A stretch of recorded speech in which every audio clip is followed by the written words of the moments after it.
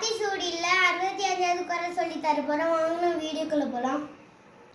Thor இர் பன தோற்பன தோ ட ரே இல் தொடரேல் தோற்பன தொடரேல் வ ரு இத் த இப் ப ட இக் கு டிய வத்தப்படக்கூடிய சே ய இல் க லை செயல்களை மீ இன் டு இம் மீண்டும் சே யாது செய்யாது வருத்தப்படக்கூடிய செயல்களை மீண்டும் செய்யாதே.